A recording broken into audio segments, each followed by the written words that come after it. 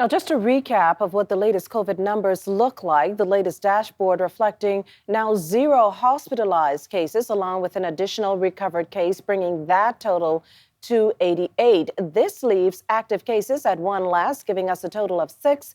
The number of tests completed sits at 2,388. Globally, we've exceeded 10 million cases, while deaths are more than 504,000 and recoveries at 5.5 million. And all this as researchers race to find a vaccine. Well, to shed more light on the testing of international passengers and other lingering questions is Deputy Chief Medical Officer Dr. DeLon Brennan, who spoke with our Lloyd Allen. So for visitors to come to the country, they have to apply for a Bahamas health visa.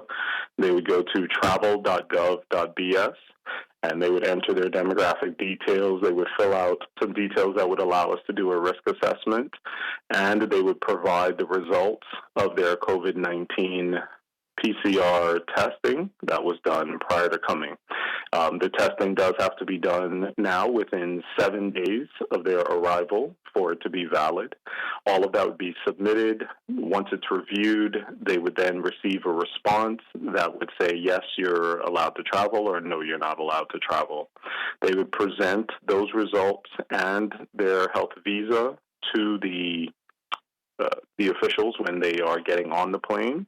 That would allow them to even get on the plane and allow them to travel to the Bahamas. Once they arrive in the Bahamas, immigration would check to make sure that they truly do have their visa, they have their results in hand, and if everything checks out, they would be able to come.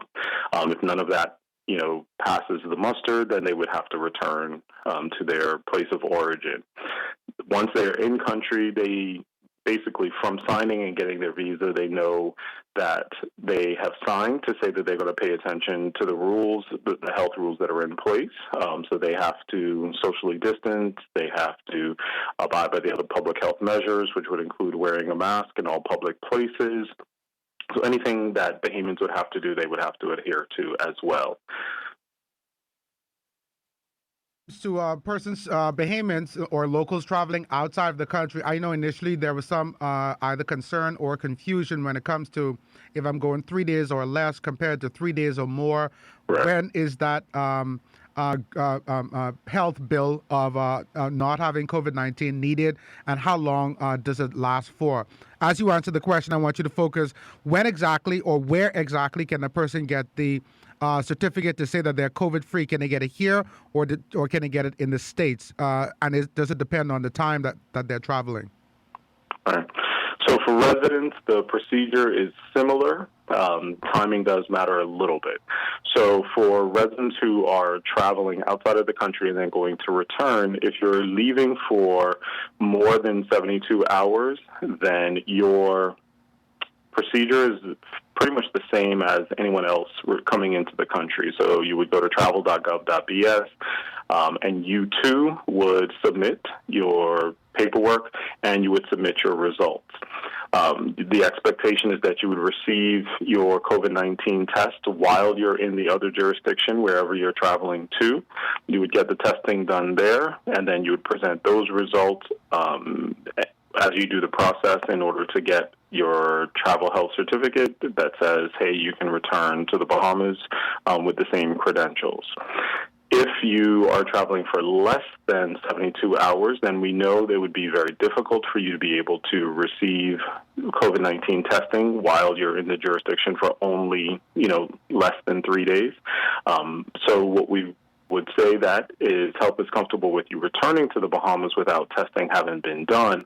However, that would be a time where we would reinstitute the issue around quarantine. So if you leave for less than 72 hours and you return without any testing having been done, then you would go into 14 days of quarantine.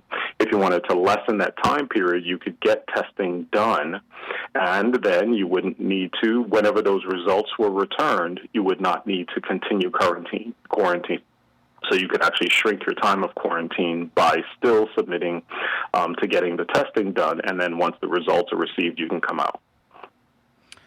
And I guess my final question then, are there sufficient, because obviously many Bahamians are interested in traveling possibly outside of the borders, are there sufficient test kits in the country should they want to be tested prior to leaving?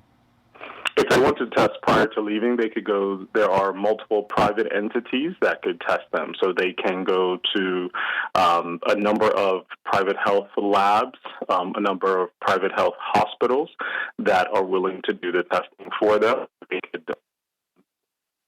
probably getting it done this way. It would not be done through the public health system because the protocols in place for testing through the public health system are still in place such that someone would have to be in contact with a known case or have symptoms that were suggestive of COVID-19, and that's how testing would be done from the public health side of things. But they can always get the labs done through a private sector, and they could get it done without the need for those symptoms.